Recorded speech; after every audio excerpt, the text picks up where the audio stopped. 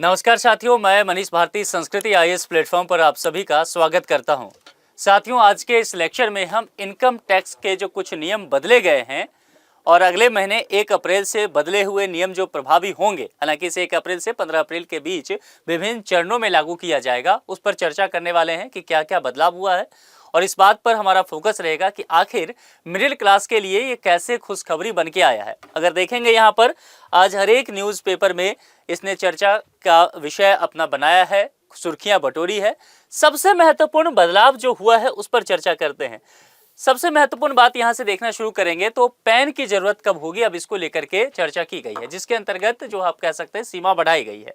अब पैन की सीमा काफी हद तक कह सकते हैं बढ़ा दिया गया है। बैंक में नगद राशि या निकासी दोनों काम करते हुए 10 लाख या उससे ज्यादा, यानी कि एक दिन में अगर आप करते हैं तो वो 50,000 तक जाता है, तो उसमें आपको पैन की आवश्यकता होगा। अगर आप कोई कार खरीदते हैं, गाड़ी खरीदते हैं उसके समय, यानी कि कार और बाइक दोनों खरीदते हुए जो आप कह सकते हैं 5 लाख या उससे ज़्यादा का हो सकता है, तब भी आपको पैन देना पड़ेगा। होटल, रेस्टोरेंट, उसके अलावा जो है कोई हॉल अगर आप बिल वगैरह करते हैं जिसकी कीमत 1 लाख से ज़्यादा हो, तब भी पैन आपको यूज करना पड़ेगा। आप घर खरीदते हैं, प्लॉट खरीदते हैं, प्रॉपर्टी खरीद या बिक्री करते हैं या किसी को गिफ्ट भी देते हैं और उसकी कीमत 20 लाख से ज़्यादा हो, तब भी आपको अब पैन कार्ड लगाने की आवश्यकता हो जाएगी। अब सबसे महत्वपूर्ण बात जिस पर सबकी नज़र रहती है, जो नौकरी पेशा लोग हैं उन कर्मचारियों के लिए क्या बहुत बड़ा बदलाव हुआ है। देखिए, उनके लिए सबसे पहले कहा गया है कि यदि वो नौकरी बदलते हैं तो पुरानी नौकरी वाली कंपनी में आपने कौन सा टैक्स रिजिम चुना था ये अब आपको बताना जरूरी हो जाएगा। इसके अलावा एक महत्वपूर्ण बात किया गया है, फॉर्म 16 को खत्म करने की बात की गई है। अब नई फॉर्म जो है 130 आएगी। क्या आएगी? फॉर्म 130, यानी कि फॉर्म 60 पूरी तरह से खत्म। अब इसमें सैलरी, टैक्स कटौती और डिडक्शन की पूरी डिटेल आपकी होगी। इसके अलावा पर्क्स क्या होंगे, यानी कि फायदे, कंपनी से मिलने वाले जो फायदे होंगे, जैसे कि घर हो गया, कार हो गया, लोन हो गया, खाना, छुट्टी, ये सब अब जो है अब आपको फॉर्म 123 में दिखाना पड़ेगा।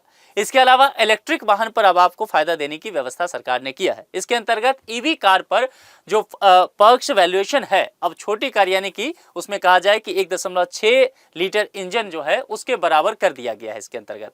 अब यहाँ पर भत्तों की लेकर के बात करते हैं कि भत्तों में क्या बढ़ोतरी की गई है, 1 अप्रैल से इसमें क्या बदलाव आ सकता है। इसके अंतर्गत खाने पर भत्ता की अगर बात किया जाए, उसके अंतर्गत कहा गया है कि अगर अब आप ऑफिस में फ्री खाना खाते हैं या वाउचर पर 200 रुपया प्रति भोजन तक टैक्स फ्री है, तो नए रिजिम में ये सब आपको मिलेगा। महीने में 22 दिन अगर आप काम करते हैं तो 22 दिन काम करने पर 4400 या 8800 तक आपकी बचत हो सकती है। बच्चों की पढ़ाई पर भी भत्ता दिया गया है, इसको 100 से बढ़ा करके 3000 प्रति बच्चा 2 बच्चों तक रहेगा, अगर 2 से ज्यादा है तो फिर नहीं, ठीक है।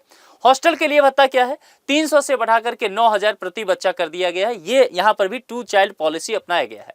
अब मकान किराया भत्ता यानी कि HRA की बात कर लेते हैं, जैसे कि बेंगलुरु में, हैदराबाद, पुणे, अहमदाबाद, कोई भी मेट्रो शहर है वहां पर 50% HRA अब आपको मिलेगा। इसके अलावा जो यहाँ पर बात किया गया है क्लेम को लेकर के, यानी कि SHRA क्लेम करने के अब नए नियम क्या होंगे, इसको लेकर के बातें की गई है। इसमें अब लैंडलॉर्ड का नाम और डिटेल अब आपको देनी पड़ेगी। और दूसरी बात, अगर साल भर में जो आप किराया भरते हैं उसकी कीमत रकम जो है 1 लाख से अधिक है, तब लैंडलॉर्ड का पैन कार्ड अब आपको देना पड़ेगा। अभी तक ये व्यवस्था नहीं था। तो यहाँ पर एक बात है कि क्या लैंडलॉर्ड पैन कार्ड अपना देना पसंद करेंगे, लेकिन ये व्यवस्था इसके अंतर्गत किया गया। सबसे महत्वपूर्ण बात कि यहाँ पर टैक्स रिजिम को लेकर के बात की गई है कि न्यू टैक्स रिजिम या फिर ऑल टैक्स रिजिम, किसके साथ जाना ज्यादा अच्छा होगा। एक्सपर्ट क्या कहते हैं जरा उस पर हम बात करते हैं। 15 लाख तक कमाने वालों के लिए नया रिजिम ज्यादा फायदेमंद और आसान बताया गया है। इसके अलावा कहा गया है कि 15 से जो 25 लाख के बीच कमाते हैं, अगर आपको HRA, होम लोन और 80C आदि में अच्छी बचत है, तो आपके लिए पुराना रिजिम जो है ओल्ड वाला वो बेहतर है।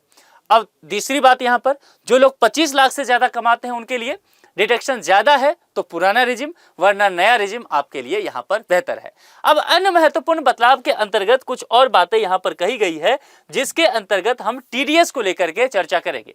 TDS के कई पुराने फॉर्म यहाँ पर खत्म कर दिया गया है। अब एक ही यूनिफाइड फॉर्म जो है वो आ गया है, जैसे कि 15G और 15H को मिलाकर के एक नया फॉर्म बनाया गया है, फॉर्म 121। अब आपके सामने ये होगा, बीमा प्रीमियम की रिपोर्ट करनी हो, उसकी सीमा कम कर दी गई है। अब छोटे प्रीमियम भी रिपोर्ट होंगे।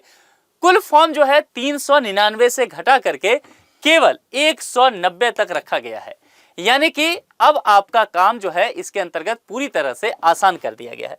तो कुल मिलाकर के देखिए, ये जो जितने चीजें हैं ना, वह 1 अप्रैल से लेकर के शुरू किया जाएगा और तकरीबन 15 अप्रैल तक चरणबद्ध तरीके से इसे चालू करने की बात की गई है। कुल मिलाकर के इसमें यह ध्यान दिया गया है, जो मिडिल क्लास हैं, नौकरी पेशा लोग हैं, जो छोटी छोटी बचत करना चाहते हैं, जो कार घर ये सब खरीदना चाहते हैं मिडिल क्लास के लोग, उनकी जरूरतों को कैसे ध्यान में रखा जाए। अब इसको लेकर के आप कितने उत्साहित हैं, कमेंट करके जरूर बताएं। यहां पर एक प्रश्न है जिसका जवाब आप कमेंट बॉक्स में लिख करके बता सकते हैं। आज के लिए इतना ही। जुड़ने के लिए आप सभी का बहुत बहुत शुक्रिया। Thank you so much.